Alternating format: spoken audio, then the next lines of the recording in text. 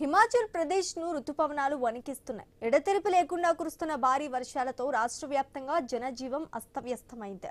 కొండ చర్యలు విరిగిపడటంతో 100కు పైగా రహదారులు మూతబడ్డాయి. ఆగస్టు 2 వరకు భారీ నుంచి అతి భారీ వర్షాలు కురిసే అవకాశం ఉందని భారత వాతావరణ శాఖ హెచ్చరించింది. భారీ వర్షాలకు కొండ చర్యలు విరిగిపడటంతో రాష్ట్ర వ్యాప్తంగా 108 రహదారులు మూసివేశారు. ముఖ్యంగా మండి, కుల్లు జిల్లాలు తీవ్ర ప్రభావానికి గురయ్యాయి. మండి జిల్లాలో అత్యధికంగా 39 రోడ్లు, కుల్లు జిల్లాల్లో 33 రోడ్లు మూతపడగా చంబా, సిమ్లా, కాంగ్రా, సిర్మౌర్, స్పితి జిల్లాల్లోనూ పలు రహదారులు దెబ్బతిన్నాయి. అయితే రాష్ట్రంలోని అన్ని జాతీయ రహదారులు ప్రస్తుతం అందుబాటులో ఉన్నట్లుగా అధికారులు తెలిపారు. రాష్ట్రంలోని పలు ప్రాంతాల్లో ఆగస్టు 2 వరకు భారీ నుంచి అతి భారీ వర్షాలు కురిసే అవకాశం ఉందని వాతావరణ శాఖ తెలిపింది. దీంతో ప్రజలు అనవసర ప్రయాణాలకు దూరంగా ఉండాలని అధికారులు హెచ్చరిస్తున్నారు.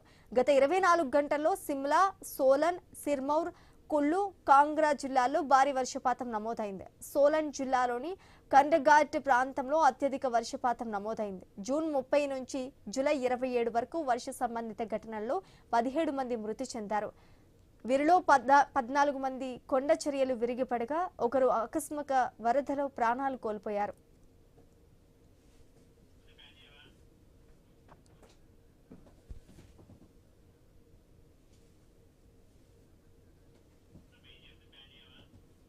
హిమాచల్ ప్రదేశ్ ను రుతుపవనాలు వణికిస్తున్నాయి. ఎడతెరిపి లేకుండా కురుస్తున్న భారీ వర్షాలతో రాష్ట్ర వ్యాప్తంగా జనజీవం అస్తవ్యస్తమైంది. కొండ చర్యలు విరిగిపడటంతో 100కు పైగా రహదారులు మూతపడ్డాయి.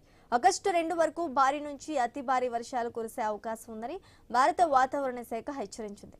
భారీ వర్షాలకు కొండ చర్యలు విరిగిపడటంతో రాష్ట్ర వ్యాప్తంగా 108 రహదారులు మూసివేశారు.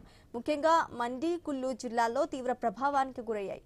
మండి జిల్లాలో అత్యధికంగా 39 రోడ్లు, కుల్లు జిల్లాలో 33 రోడ్లు మూతపడగా చంబా, సిమ్లా, కాంగ్రా, సిర్మౌర్, లహౌల్, స్పితి జిల్లాల్లోనూ పలు రహదారులు దెబ్బతిన్నాయి. అయితే రాష్ట్రంలోని అన్ని జాతీయ రహదారులు ప్రస్తుతం అందుబాటులో ఉన్నట్లు అధికారులు తెలిపారు.